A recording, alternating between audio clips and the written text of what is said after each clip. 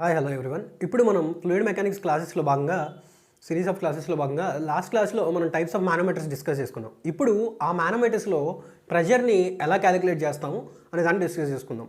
Okay, so అసలు మనం ఈ ప్రెషర్ని ఎందుకు క్యాలిక్యులేట్ చేయాలి?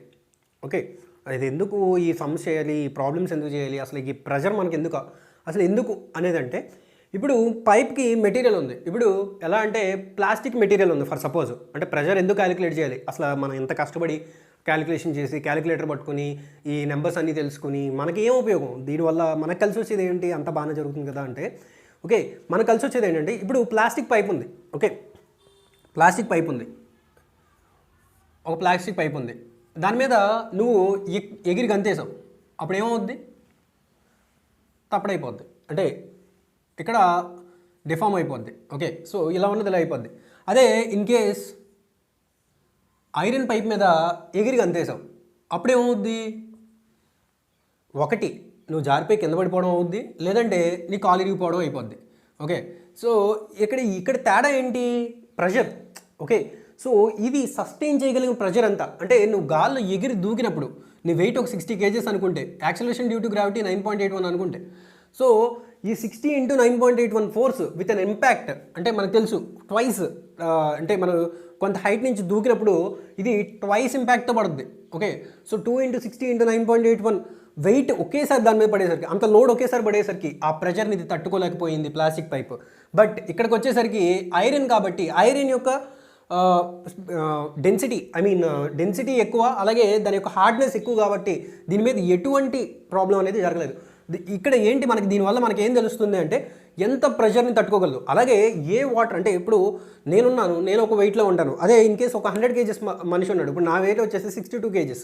ఓకే, సో 62 kgs మనిషి ఆ పైప్ మీద ఎగిరి గంతేస్తే ఏం కాలేదు. అదే 100 kgs మనిషి ఎగిరి గంతేస్తే మేబీ ఏదన్నా డిఫార్మేషన్ అనేది జరగచ్చు. ఓకే, ఇక్కడ మనకు అర్థం కావాల్సిన కాన్సెప్ట్ ఏంటంటే, సో పైప్ మెటీరియల్ అనేది ఎంత ఫోర్స్ని తట్టుకోగలుగుతుంది, ఎంత వెయిట్ని బేర్ చేయగలుగుతుంది అనేది మనకు తెలియాలి. ఓకే, సో దానికోసం మనం పైప్ని అంటే మనం వాటర్ ఫ్లో చేసే పైపు, ఇప్పుడు ఒక ఇన్ కేస్ మెర్క్యూరీ తీసుకున్నట్టయితే మెర్క్యూరీ యొక్క స్పెసిఫిక్ గ్రావిటీ మనకు తెలుసు 13.6. అంటే ఇది 1 మీటర్ క్యూబ్కి 13,600 kgs పడుతుంది. అదే వాటర్ అయితే వాటర్కి స్పెసిఫిక్ గ్రావిటీ ఎంత 1.0, అప్పుడు 1 మీటర్ క్యూబ్కి ఎంత పడుతుంది? 1000 kgs పడుతుంది. ఓకే, సో 1 మీటర్ క్యూబ్లో మెర్క్యూరీని ఫ్లో చేసినట్టయితే దాని యొక్క ఫోర్స్ ఎంత ఉంటుంది?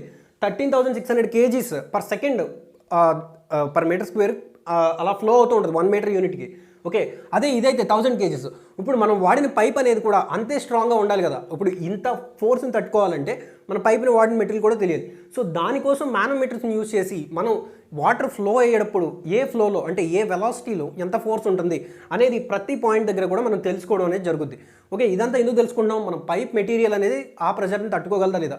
అలాగే మనం పైప్లో నుంచి ఎక్కడో అక్కడ, అంటే ఏదో ఒక రిజర్వాయర్ ట్యాంక్ కానీ, లేదంటే ఇప్పుడు మనం చూసుకున్నట్టయితే ట్యాంక్స్లో కానీ, ఇప్పుడు పెద్ద గ్యాసోలిన్స్ అలాంటివి ఉంటాయి. సో అలాంటి ట్యాంక్స్లో కానీ, లేదంటే పెద్ద పెద్ద వాటర్ రిజర్వాయర్స్ ఉంటాయి దాంట్లో కూడా. సో అవి ఏ మెటీరియల్తో తయారు చేయాలి, దాన్ని తట్టుకోవాలంటే, ఇది మొత్తాన్ని క్యారీ చేయాలంటే అనేది మనకు తెలియాలంటే ఖచ్చితంగా ప్రెషర్ అనేది తెలియాలి. ఓకే, సో మనం ప్రెషర్ తెలియడానికి ఇప్పుడు ఏం చేస్తాం? సో మానోమీటర్స్ని పెట్టాము, దాన్ని బట్టి మెజర్ చేస్తాం. సో అసలు ఈ ప్రాసెస్ ఏం ఫాలో అవ్వాలి అంటే, 2 పైప్స్లో లేదంటే ఒక పైప్లో ఫ్లో అయ్యే వాటి గురించి మనం ఏం తెలుసుకోవాలంటే, ఇది హైడ్రోస్టాటిక్ లా మనకు తెలుసు, మనం ఆల్రెడీ డిస్కస్ చేసుకున్నాం హైడ్రోస్టాటిక్ లా గురించి. సో హైడ్రోస్టాటిక్ లా ఏం చెప్తుంది? So pressure is equal to specific weight into height అని చెప్తుంది. Height of the water column, లేదంటే ఎంత ఫ్రీ సర్ఫేస్ నుంచి అది ఎంత డెప్త్ వెళ్ళింది అన్న దాన్ని బట్టి, సో వాటర్ ఫ్రీ సర్ఫేస్ నుంచి ఎంత డెప్త్ వెళ్ళింది దాన్ని బట్టి దేని యొక్క వాటర్ యొక్క, లేదంటే ఆ ఫ్లూయిడ్ యొక్క ప్రెషర్ ఎంత అనేది ఎగ్జాక్ట్ చేస్తుంది అనేది చెప్తుంది. సో ఇక్కడ హైట్ అనేది ఎక్కడి నుంచి? ఫ్రీ సర్ఫేస్ దగ్గర నుంచి తీసుకుంటాం, రైట్. సో ఈ హైడ్రోస్టాటిక్ లా వాడి ఇక్కడ W అంటే మనకు తెలుసు రో ఇంటూ జీ, అంటే mass density into specific acceleration due to gravity into H. So ఇదే P ఈక్వల్ టు ఇలా రాసుకోవచ్చు, రో ఇంటూ జీ ఇంటూ హెచ్. అంటే రో అంటే ఇక్కడ మాస్ డెన్సిటీ, జీ అంటే acceleration due to gravity, into H అంటే ఇక్కడ height of the water column. Okay, so ఇక్కడికి వచ్చేసరికి ఇది మనకు తెలుసు, దీన్ని ఏమంటాం? మనం లాస్ట్ క్లాస్లో డిస్కస్ చేసుకుందాం, పీజోమీటర్ అని అంటారు. దీన్ని ఏమంటారు? పీజోమీటర్.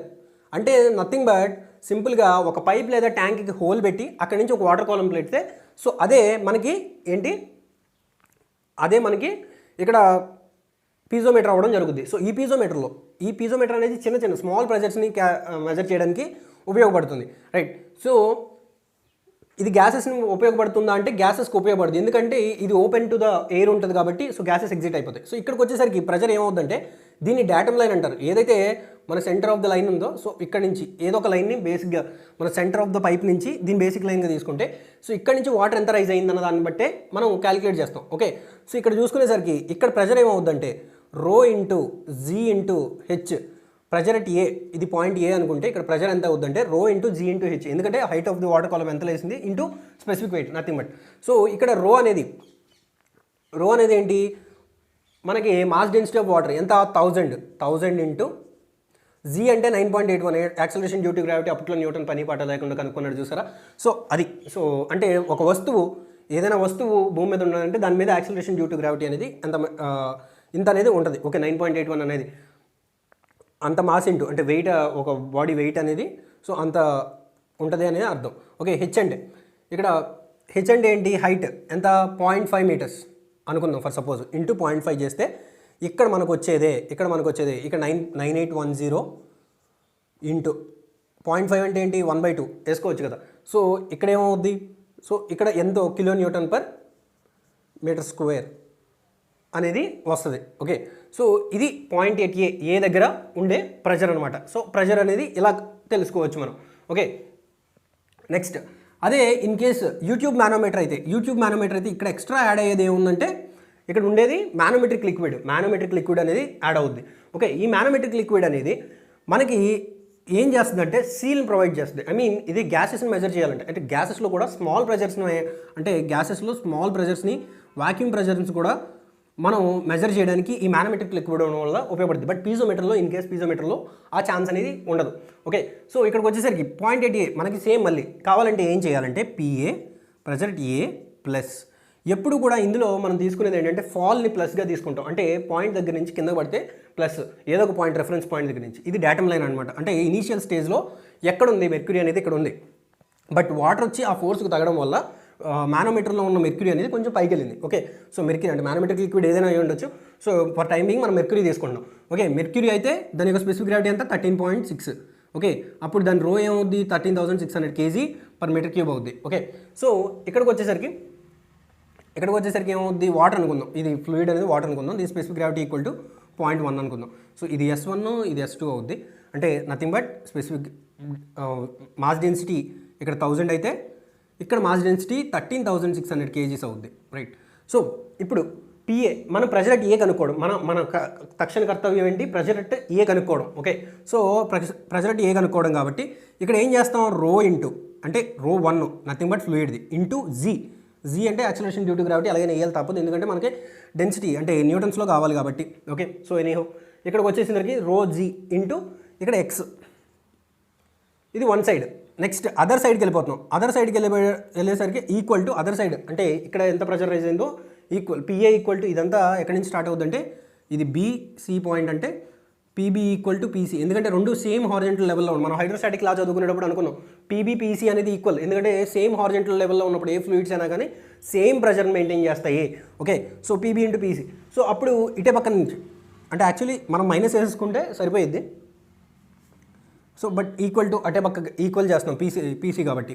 సో ఇక్కడ ఏమవుద్ది రో జీ రో టూ అంటే నథింగ్ బట్ ఈ mass density of the mercury, okay, into 13 ఇక్కడ జీ అనేది 9.81 సేమ్గా ఉంటుంది. ఇక్కడ వేయాల్సింది ఏంటంటే వై అనే ప్లేస్, ఓకే. సో ఇప్పుడు పిఏ కావాలంటే నథింగ్ బట్ రో 2 ఇంటూ 9.81 ఇంటూ వై మైనస్ ఇక్కడ ఈ పిఏని ఇటు ఉంచేసి ఆ రో 1 ఇంటూ జీ ఇంటూ ఎక్స్ అనేది అటు తీసుకెళ్తాం అనమాట.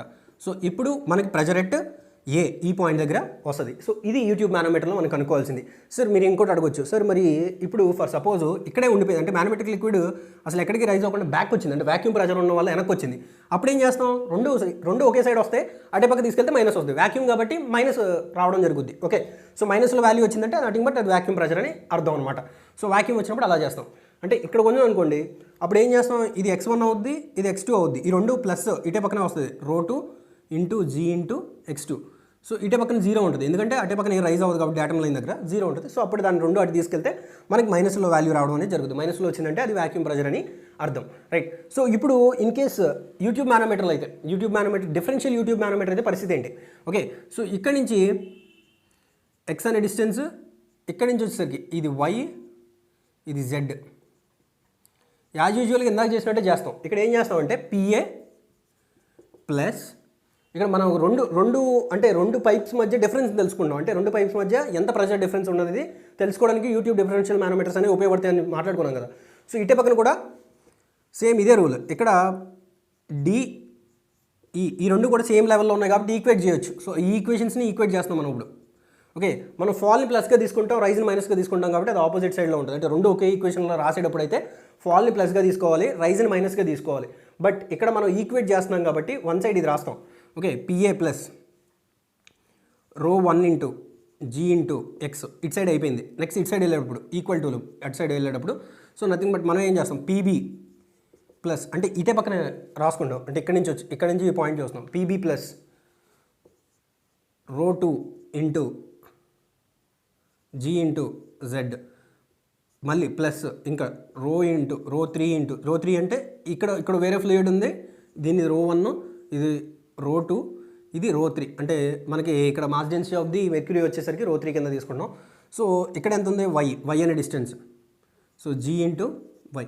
ఇప్పుడు PA minus PB equal to ఏమవుద్ది, సో పీబీ ఇటు వస్తే rho 2 into g into z plus rho 3 into g into y minus rho 1 into g into x. So ఇది పిఏ మైనస్ పీబీ అవుద్ది అనమాట. ఓకే, ఇప్పుడు pressure A minus pressure B అనేది ఇలా రావడం జరుగుద్ది. ఓకే, సో ఇలా మనం అంటే మానోమీటర్స్ యొక్క వాల్యూస్ని బట్టి, అంటే మానోమీటర్ మనకి ఎంత మూవ్ అయింది, అంటే ఎంత డిస్టెన్స్ మూవ్ అయింది అనే దాన్ని బట్టి మనం మెజర్ చేసుకొని ప్రెజర్ అట్ డిఫరెంట్ పాయింట్స్ అనేది కనుక్కోవడం జరుగుద్ది. ఓకే, సో బేసిక్గా ఇది మనం అకాడమిక్స్లో చదువుకునేటప్పుడు ఈ ప్రాబ్లమ్స్ అనేవి చాలా important. But in case gate కానీ అంటే మనం ఇన్ కేస్ ఏదైనా ఎక్కువగా న్యూమరికల్ ఉండే క్వశ్చన్స్ వచ్చే ఎగ్జామ్స్ ప్రిపేర్ అవుతుంటే మనకి ఇది ఎక్కువగా ఉపయోగపడుద్ది. అలా కాకుండా అంటే మనం బేసిక్గా ఎస్ఎస్సి జేఈ కానీ ఏఈ కానీ వీటికి కానీ సో ఇలాంటి క్వశ్చన్స్ అనేవి తక్కువ ఇచ్చే అవకాశం ఉంటుంది. ఓకే, సో అకాడమిక్స్ చదువుకునేటప్పుడు బాగా కాన్సన్ట్రేట్ చదువుకుంటే కాన్సెప్ట్ అర్థం అవుతుంది. అలా కాకుండా మనకి ఓన్లీ థియరిటికల్ ఎగ్జామ్స్కి ప్రిపేర్ అవుతున్నప్పుడు వీటిని అంతా వెయిటేజ్ ఇవ్వాల్సిన అవసరం లేదు. బట్ మీరు న్యూమరికల్ టైప్స్ ఆఫ్ ప్రాబ్లమ్స్ వచ్చే క్వశ్చన్స్ వచ్చే ఎగ్జామ్స్ చదువుతుంటే సో మీరు ఇలాంటివి ఖచ్చితంగా తెలుసుకోవాలి. ఓకే, సో ఇది ఎక్స్ప్లెనేషన్ మాత్రమే. మనం క్వశ్చన్స్ సిరీస్ చేసుకునేటప్పుడు అంటే hydraulic fluid mechanics question series చేసుకునేటప్పుడు ఇంకా క్లియర్గా డిస్కస్ చేసుకుందాం. ఎందుకంటే నెంబర్స్ చేసి ప్రాబ్లమ్స్ చేస్తే తప్ప, అంటే కాన్సెప్ట్ అర్థం అయితే ఎన్ని నెంబర్స్ ఇచ్చినా చేసేవచ్చు. కాన్సెప్ట్ అర్థం కాకపోతే మనం మళ్ళీ కాన్సెప్ట్ అర్థం చేసుకుని క్వశ్చన్స్ చేయడం అనేది చాలా ఇంపార్టెంట్. అంటే కాన్సెప్ట్ అర్థమైనా కొన్నిసార్లు క్వశ్చన్ చేయాలి.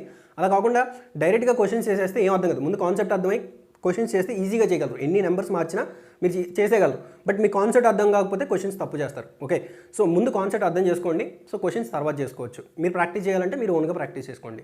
So thank you guys, thank you very much for watching.